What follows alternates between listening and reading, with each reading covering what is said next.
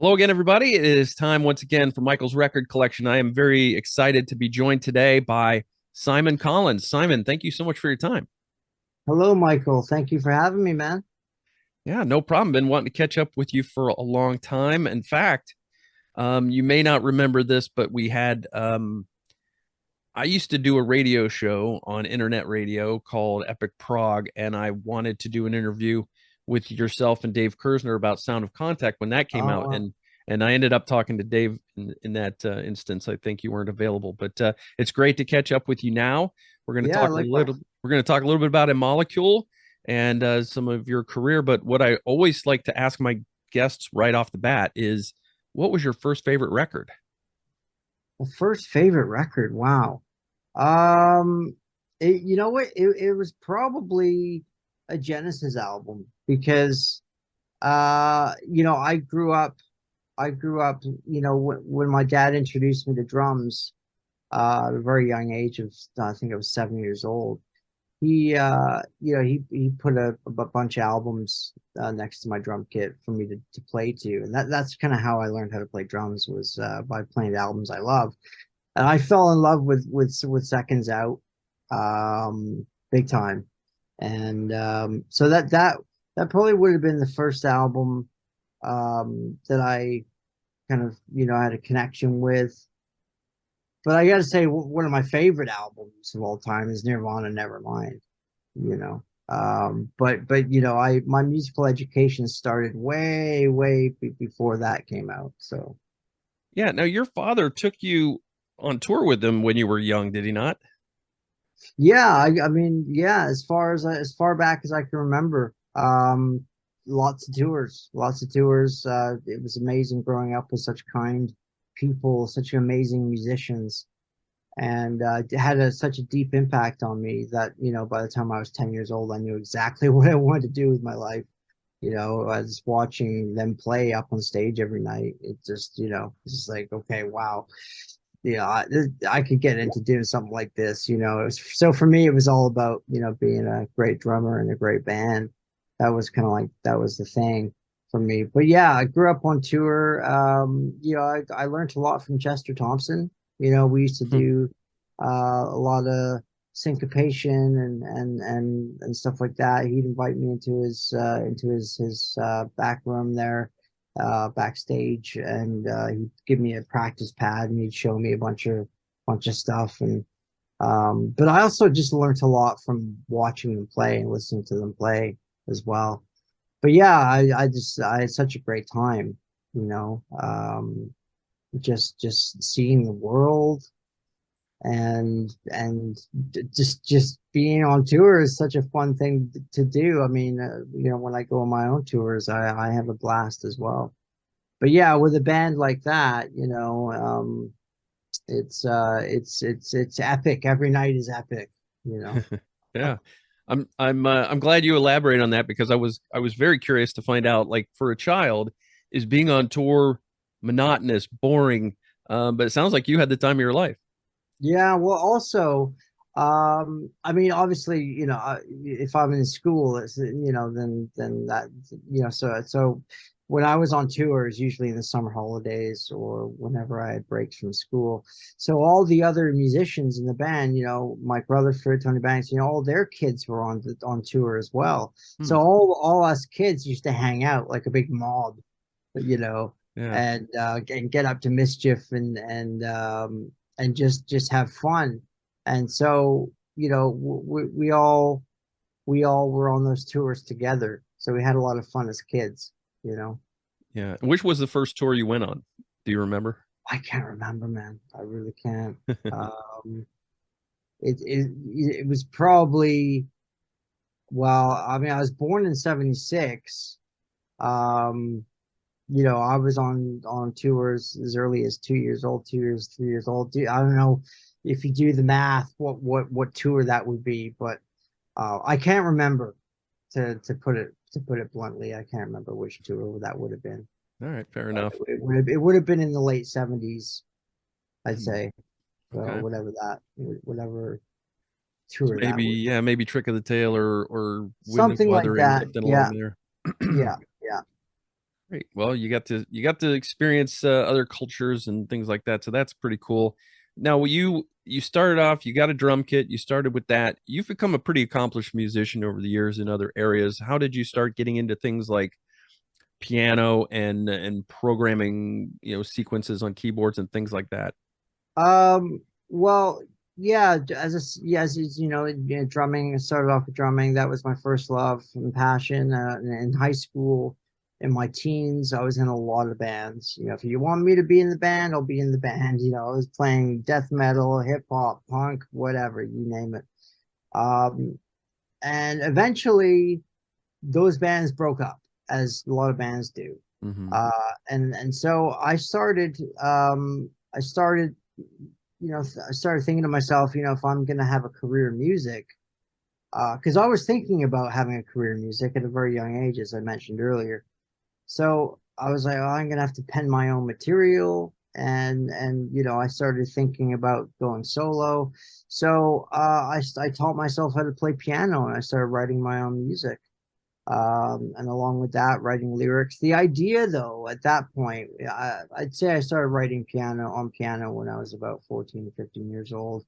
Um, so there was a bit of crossover where I was playing piano and I was still in these bands, but I wasn't taking it as seriously on writing my own material until those bands started to kind of fall apart. Um, yeah, the idea was always um, to kind of like what Massive Attack has done. They write and produce their own material, and they have Hmm. different singers come in and sing on different songs. That was kind of the thing. So I even auditioned singers at the time. So I never actually wanted to be a vocalist solo artist. It was more about writing and producing and stuff. So, my stepdad, Mike Fleming, lovely guy, lovely guy. He taught me a lot as well. He had his own music store. So every once in a while, I'd come home from school and there'd be like this new piece of musical equipment in my room. He brought me a 32 8 bus Mackie mixing board and stuff like that, and brought it home from his store and taught me how to use it. So by the time I was like 15 or 16, I was engineering my own stuff and able to produce my own stuff.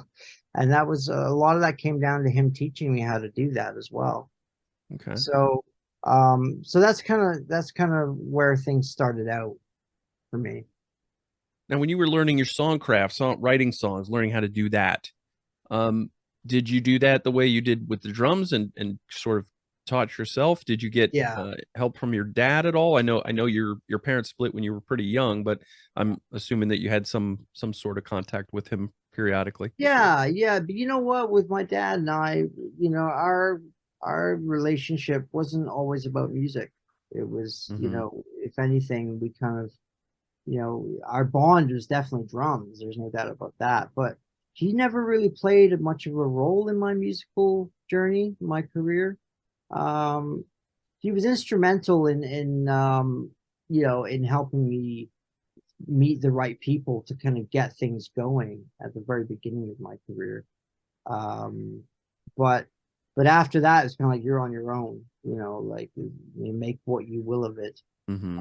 Um, but yeah, I taught myself how to play uh, piano, and I taught myself how to play guitar. I never was into the lessons thing. I grew bored very easily of that. I took drum lessons for a couple of years, and yeah, I wasn't into learning jazz syncopation. I wanted to rock out, man. I wanted to have a bit more fun. And so, as I said earlier, I played well. I learned how to play drums by playing the albums I love, and I learned how to play piano. Sorry about that. No worries. That's actually Kelly Nordstrom Skyping me. I'll turn my Skype off. How about that? Yeah, so for me, it was always about I've always um, played, like learn how to play instruments by ear. So I Hmm. don't read musical notation. I haven't really studied music theory or any of that kind of stuff. Just like my dad, really. I mean, he doesn't read either. It's all by ear. Okay. The let's skip ahead a little bit. You recorded your debut album, and it features a writing collaboration with Howard Jones on Shine Through. How did That's that right. collaboration happen? Oh, well, that was the record company. They wanted a second single that apparently wasn't on the album, and they're like, well, we need to write a second single, and they're like, they asked me what my thoughts were on working with Howard Jones, which I thought was is funny just because of the connection with my dad and Howard. Hmm. Um, you know, I don't know if that was coincidence or what, but probably not. Yeah, I flew out to England. I was living in Germany at the time, and because I was born in Germany, and they set up a session. I went out and worked with Howard for I think 3 or 4 days, and we wrote the song together. And yeah, it came together really great. I was happy with that song. I also got to do the music video in Cuba, which is I got a chance to go to Cuba and do the music video there, which was really cool. But Howard's a lovely guy. He's great to work with, really easy to work with. He burns incense. He's of a Buddhist nature, so he's a gentle soul. And it was really lovely to work with him for sure on that. In 2005, you recorded your second album, or you released your second album, Time for Truth. And on that album, Kelly Nordstrom plays guitar on the song Out on the Playa. That's Did you right. know at that time, did you know that you and Kelly were so simpatico working together and that you would continue that relationship moving forward? No, probably not at the time, but nonetheless, when we first met, which wasn't that long before got in the studio and played on that track. Um, we instantly hit it off. We instantly had a connection because what happened is I just finished Time for Truth, the second solo album, and I had a recording studio downtown Vancouver at a facility there, and I had a guy that was working for my record label, and I asked him to put together a group of musicians to come in and audition because I was trying to put together a solo band to promote Time for Truth. And Kelly was one of those people that showed up. And he obviously got the gig and got him to play on finish doing the guitar tracks on that song. And then eventually we went on tour and promoted that, and things developed. He became the band leader for all my solo bands. He played on U-Catastrophe as well. He played on Hmm. Becoming Human. We obviously did Sound of Contact together. So we've had a really amazing journey. We've been working together for about 20 years now. Um, yeah, but we couldn't have predicted where we're at now. I don't think. Hmm. But it was always the end game to kind of go it together and make a career out of it. Yeah. And one of the things I wish more people knew about was your fantastic cover of Genesis "Keep It Dark." Oh, right, thank you. What was it about that song specifically that made you choose it? Oh, I love the subject matter, which I think is really fun. um and I've just that song always I always loved that song. It was just one of my favorite tracks. It was one of Tony Banks' songs, isn't it? Hmm. Yeah, I really loved the production on that song. I love the keyboards on that song. Love the lyrics, and as I said, the subject matter. So I'd always wanted to cover a Genesis song, and that's what I went with, and I worked with Dave Kersner on that. That was the first thing me and Dave had ever done together. Hmm. We spent quite a long time on it too. We spent a couple of months working on that song. We wanted to get it just right, and we wanted to futurize it and bring in some more electronic elements Hmm. and Yeah, yeah. It's funny because listening back to that, I always think that that's kind of one of the examples, I'd say, out of a lot of the music that I've done, that you can hear the similarity of my voice to my father's voice. Mm-hmm. Yeah. It's shockingly similar when you hear it on that cover, you know. Yeah, that was my first exposure to your music, and before I Oh, really? found your Okay. previous material. But you that was my next question. Really, was that this? It's hard to explain. You and your dad have different voices, but there's something strikingly similar and familiar about your voice when you're used to listening to Phil for years, like me. I'm grew up a big Genesis fan. Right. Do you hear? Do you hear it when you sing? Do you hear the echo of your dad in your voice? Totally. Yeah. I mean, that's what I was just saying. Yeah. Yeah, I do. It's about the range. There is a certain range that I can reach. That strikes the similarity there, um, quite convincingly. I'd say, yeah, it's I mean, it's a genetic thing, really, isn't it? Really. Mm-hmm. So, but it is, yeah. Every once in a while, I'll be like, "Oh, wow, that really sounds like my old man there." And it's as I said, it depends on if I'm singing in a certain range, a higher Mm-hmm. range. Usually that's what happens. So you appeared on Steve Hackett's Genesis Revisited 2 album doing Supper's Ready. Yeah, This is, as someone whose first favorite record was Seconds Out, that must yeah. have been pretty cool for you to get to play on that on Oh Steve's my record. God, that was a childhood dream, man. You know, that was such an honor and a privilege. Specifically, that section as well, the Apocalypse in 9/8 Mm-hmm. section. Um, it was actually a challenge to do it as well because of the intonation of the vocals that Peter Gabriel had put together. And I also thought the lyrics, because when I was younger, I didn't pay so much attention to the lyrics, more so the music than the lyrics. But yeah, when I really got it under the microscope and put it, and recorded it with Dave personally recorded that, engineered that session for me. Yeah, it was strikingly challenging to do.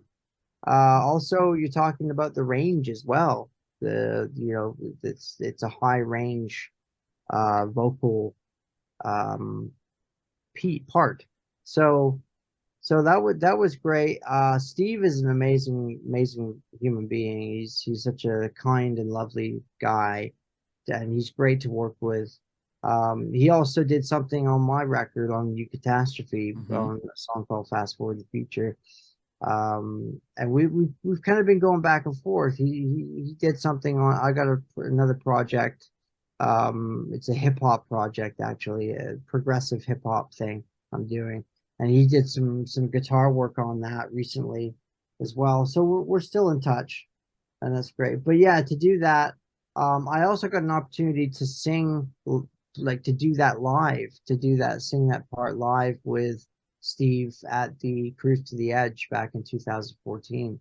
Oh And I yeah. tell you, man, I was terrified to do that on stage. I really was, because it throws you off. The time signature throws you off a little bit, Mm. uh, and you've just got to get into it, and it's a bit of a cerebral process, to be honest. It's not the most intuitive thing to sing, you know. Yeah, I can see that. Yeah. I can imagine. So uh let's talk about Sound of Contact. Tell me about the rise and fall of Sound of Contact, because Dimensionaut was an amazing debut album. It was one of my favorite albums from the year 2013 when it came out. Um, Thank you. I know that at some point during the making of this, Kelly talked about it when he came on the show. He talked a little bit about how he had to step away from it for a while. He wasn't necessarily happy with all the decisions that were made, but I can't imagine how this album would have come out any better. I mean, Dimension Out was fantastic. What was the rise and fall of Sound of Contact for you?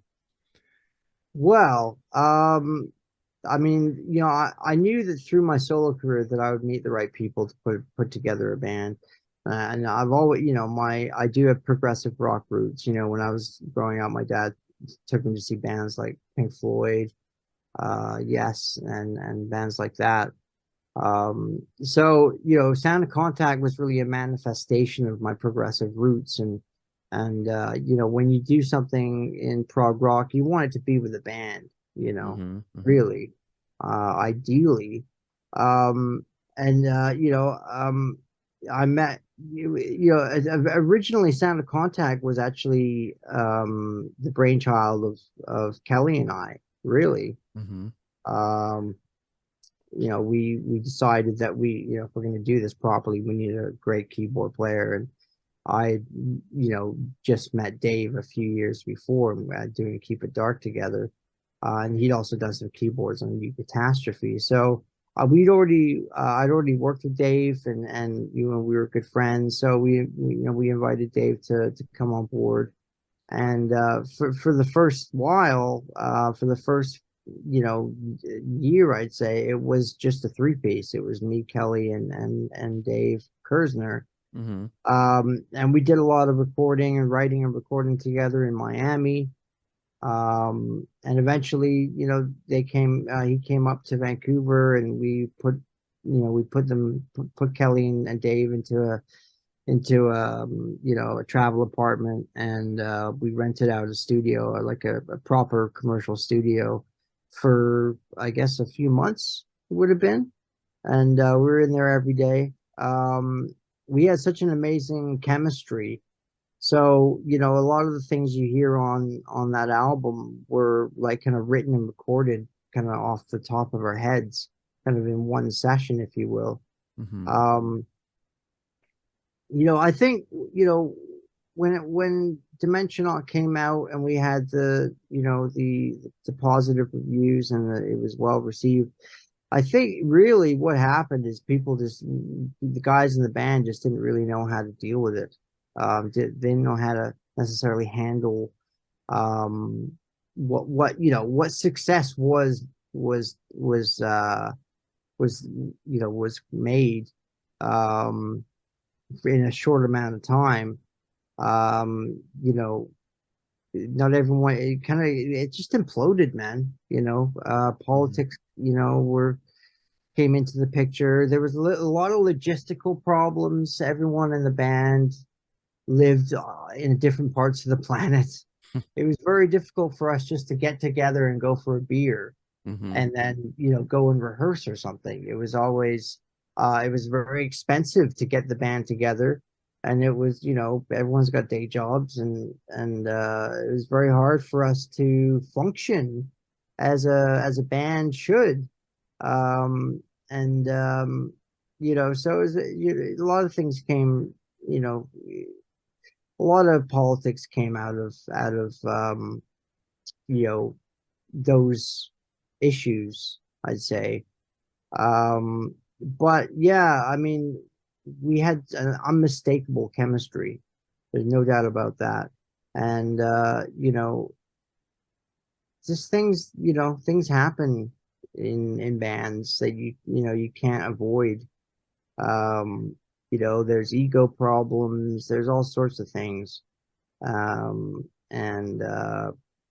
Yeah, so that was really hard for me to recover from, to be honest. I mean, after Sound of Contact broke up, I didn't know if I even wanted to continue making music for a while. You mm, know, I was so angry and so disappointed as well. Um, but yeah, Kelly kind of dropped out early, so eventually Matt Dorsey came in. So it mm-hmm. was me, Kelly, and sorry, me, Dave, and Matt. And Matt kind of finished off Kelly's duties. So it was a bit of a revolving door as well in Yeah, that sense. So, but yeah, I mean, we're all on good terms now, good. and we're all talking and we all support each other's music. Everyone's doing something interesting. Hmm. Dave's done a lot of great music. Matt just came out with an album, which is Yep. great. And Kelly and I are doing a molecule. Yeah, and we're all supportive of each other and what we're doing. So it's not like, we're not writing each other hate mail, you know what I mean? It's not Yeah. like that. Yeah, Yeah. it might have been at one point, you know, Well, things got heavy at one point, but yeah, we blew it, man. At the end of the day, we blew it. We just couldn't keep it together. We couldn't keep the band together. We tried back in 2016 to get back in the studio and do another record, and we just couldn't get past certain things, mm. and the music suffered because of it. You know, When so you look when you look back at Sound of Contact, when you look back at the Dimension Not album, are you pleased with the way it came out? Did it come out the way Oh, you envisioned? absolutely. I'm so proud of that album. I really am. And it was more of an organic production, because I come from I used to DJ psychedelic trance and, as you mentioned earlier, programming and sequencing and stuff like that. There's always been a strong undercurrent of electronica in my music on my albums. Yeah, So absolutely. when it came to doing Dimensionaut, we actually had a real keyboard player, not, and we didn't have to program everything. And everything was done live, recorded live. We didn't quantize everything. So it was more human production. Hmm. Um, and I really enjoyed that. I enjoyed that freedom, that liberation of not having to be bogged down by the computer side. The software, the software instruments and the samplers and all this kind of stuff, bogged down by the technical stuff. But yeah, that album was made out of pure chemistry and pure love for the music. The song is king. It was a performance based album, but not like 10-minute guitar solos or you know what I mean? It wasn't Hmm. about uh in an individual kind of performance based album. It was a collective performance based album, and everyone played their part perfectly. And yeah, it was a really profound experience actually making that record. One of the best things I've done, I'd say. Yeah, I agree with you. I All think of it's us, I'd say. fantastic. Yeah. Um, we're gonna skip ahead a bit and then we'll come back to something else, but we'll skip ahead to eMolecule. So the Architect came out February 10th on Inside Out Music. Kelly was on episode 97 with me to talk about it. I want to get your take on the concept for this album. Oh, okay, yeah. Sure. Well, it's a really the architect. The architect. That's what we call our characters, and so we call our character is he's called the architect. He is a vile and bitter dictator, and of this of a fictional world that we're calling the prison planet. Mm-hmm. And so for the first third of the album or first half of the album, we go into you know who this person is. We go into his character, even his childhood, what made him who he is today, his agenda for the population on the prison planet. We go into some pretty dark stuff, eugenics, stuff like that. Um, and he's an elite globalist psychopath, basically. He's an elite psychopath globalist. And So we paint that picture throughout the first third of the album. And Mm-hmm. then he finds out that he's got 2 weeks left to live. So um, our character tries to end things early, and he tries to take his own life. He ends up having a near death experience where he finds himself at the gates of hell. And then he wakes up back in his body, and he's come back to life. Um, Now he realizes in 2 weeks from now, from then, that when he does die, eventually does die in 2 weeks from time, that he's going to be going to hell. He knows that now. So the second half of the album is really about his transformation, is really about the last 2 weeks of his life Mm-hmm. where he seeks redemption. It's a redemption album. So it's a bit of a spiritual journey, and he finds his way to a final selfless act, which um, we don't say at the end of the album whether or not he gets into heaven or not, or hell or not. Mm-hmm. That's up for you to decide. But he hands himself over to God, and he tries to change his ways. And so it's really about this bitter and vile person that, um, the last 2 weeks of his life and what he does with those 2 weeks. And he dies at the end of the album. Um, but with the thought that maybe he's going to a better place now. Mm-hmm. Because he commits a final selfless act at the end of the album, which is basically he blows the whistle on his regime's entire agenda. Mm-hmm.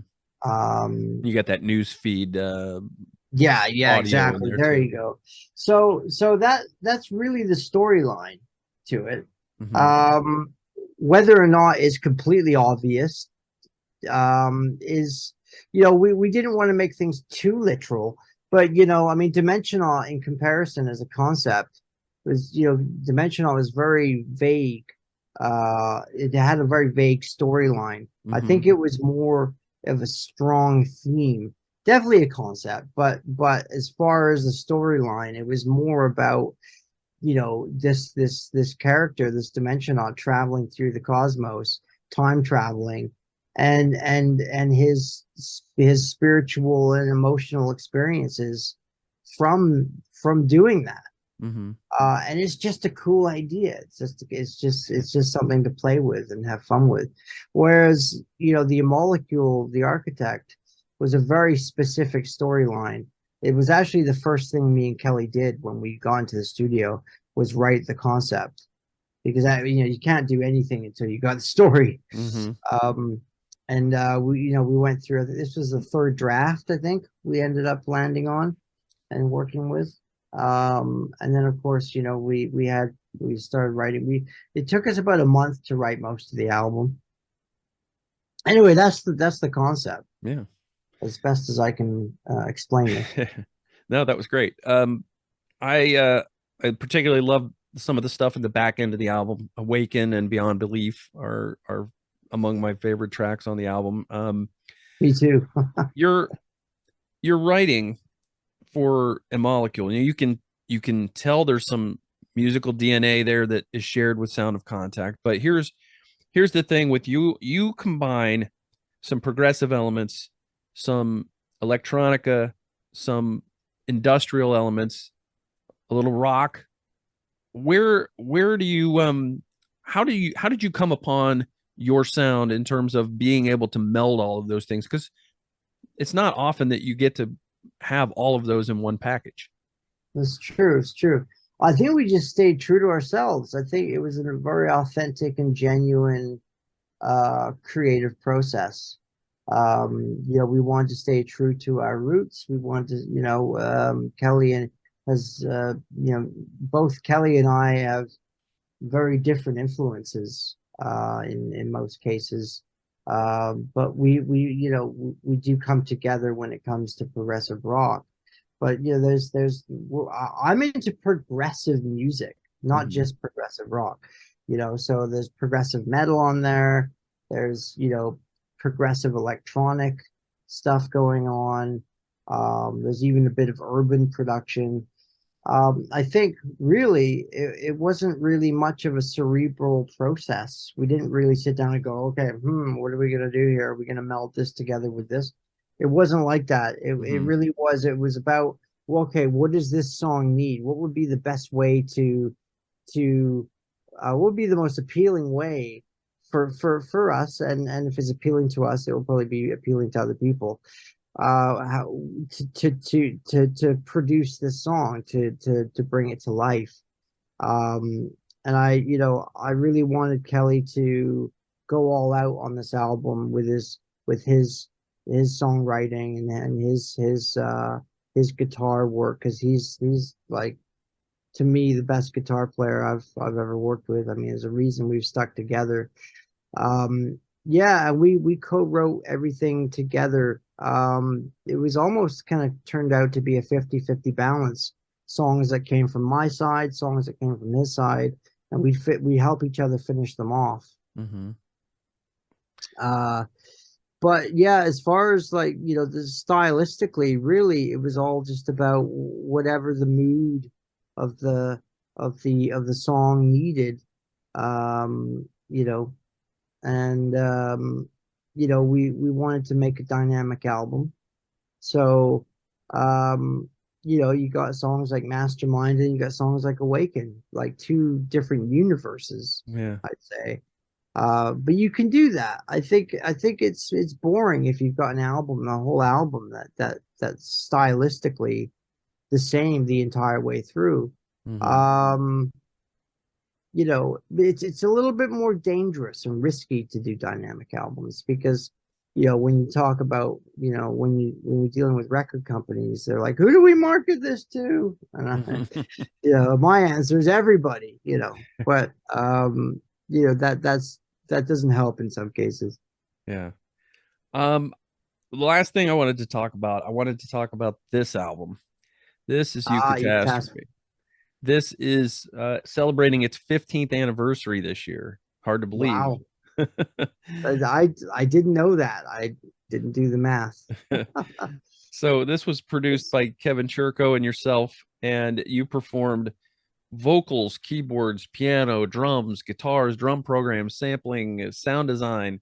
There were a lot of people that were involved with this, but the two other primaries, Dave Kersner and Kelly Nordstrom, also performed on most of the tracks.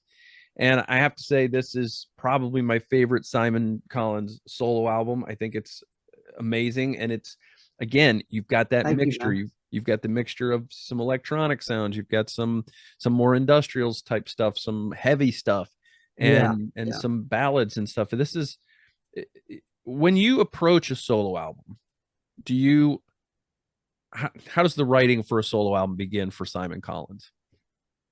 Um, well, it really depends. On this particular occasion, I had some demos. I had some songs that I had written previously, um, that I brought into to Kevin, and we co-wrote on some of the songs.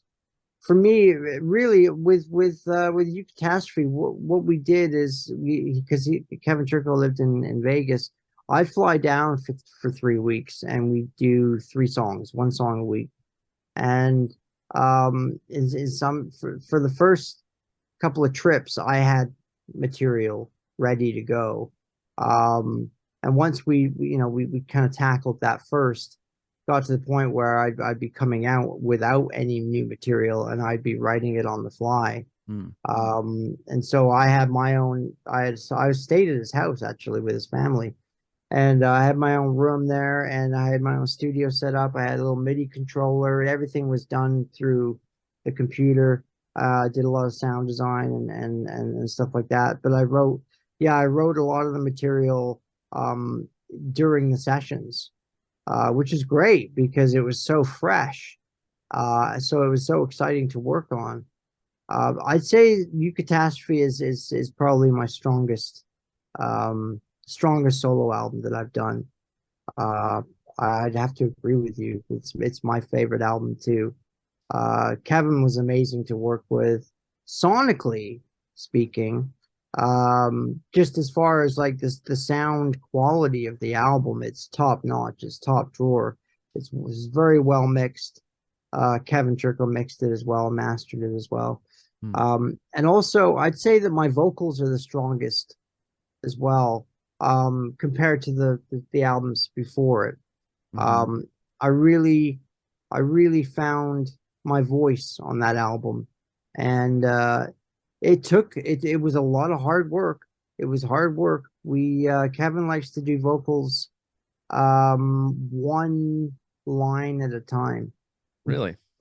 So so like every line you've got everything you've got that you can put into it. Every line is got is got 100% maximum output. Hmm. Um all over it. So yeah, I didn't take too long to make that record. It took about 4 months, 4 or 5 months to make that record.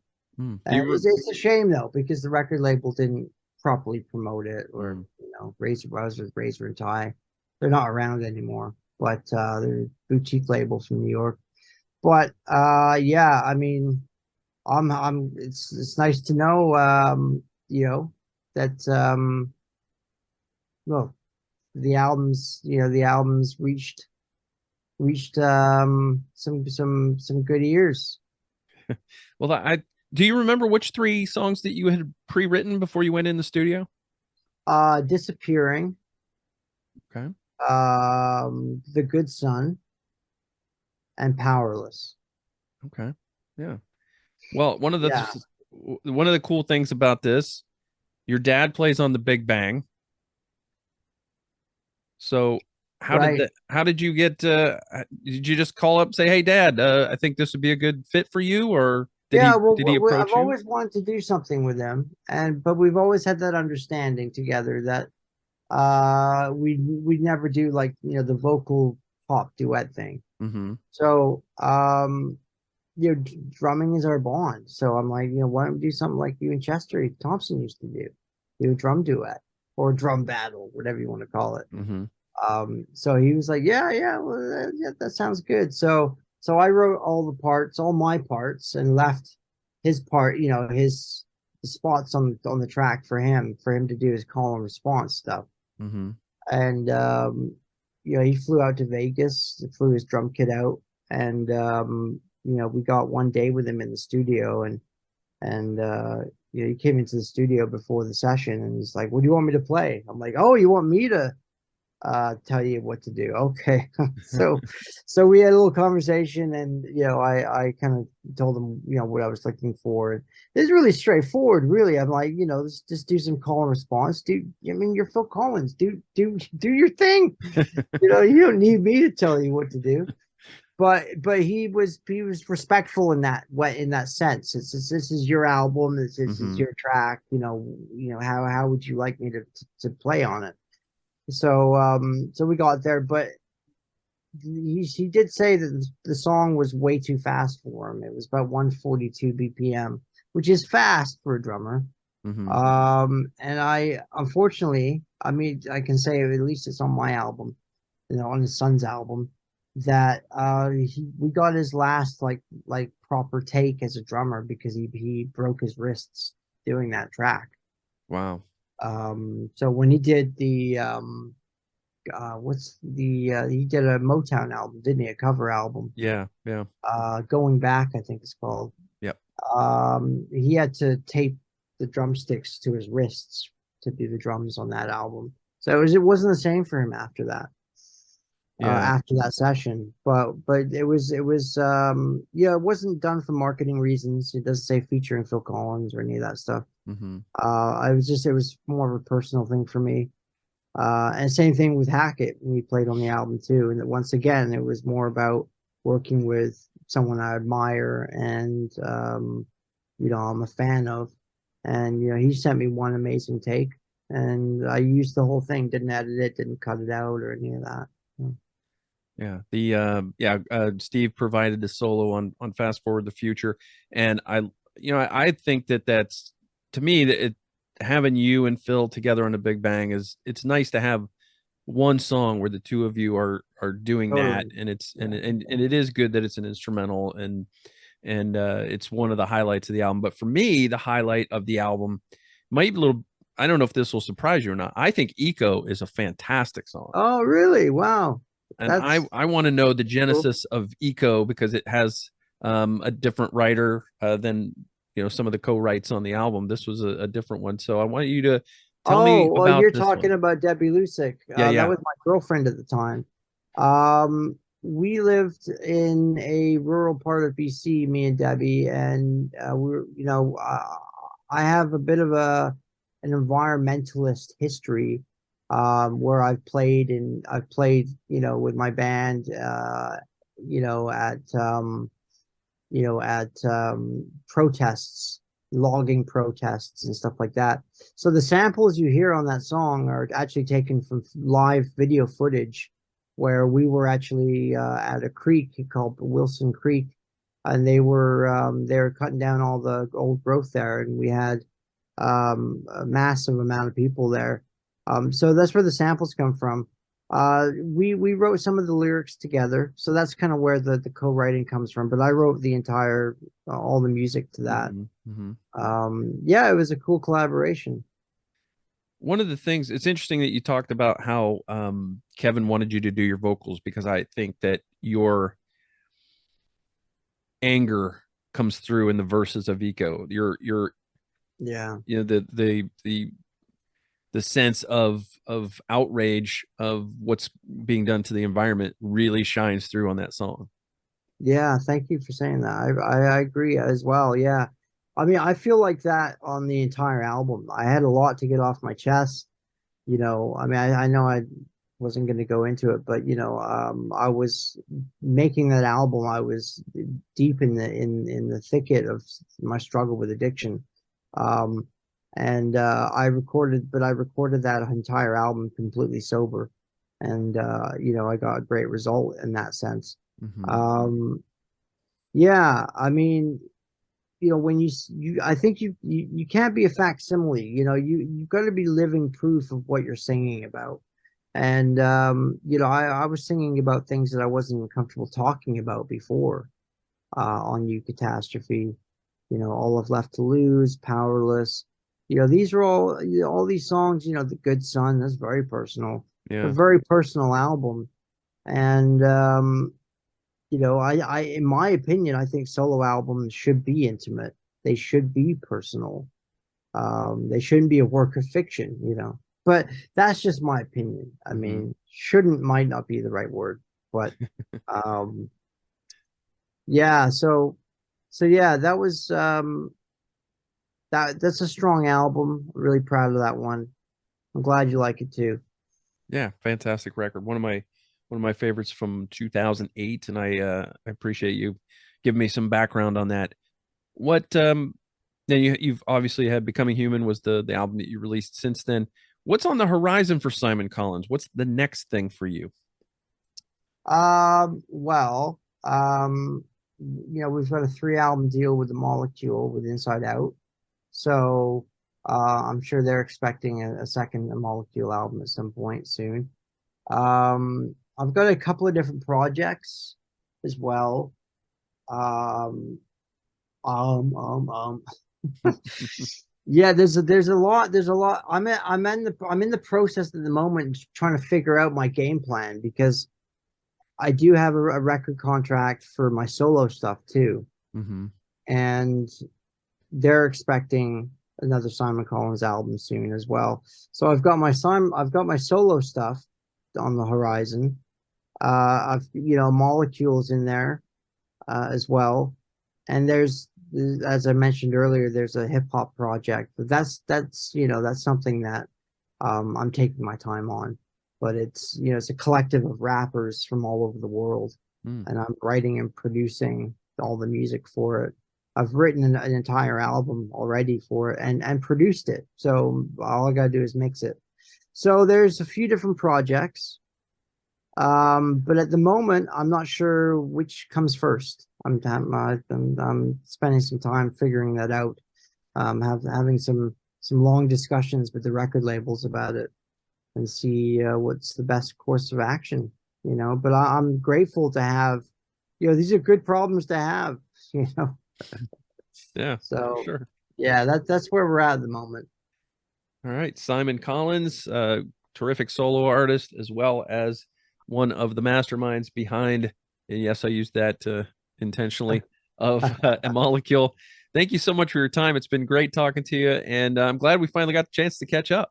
Yeah, thank you, Michael. I really appreciate your time. Yeah, hopefully we'll talk again soon.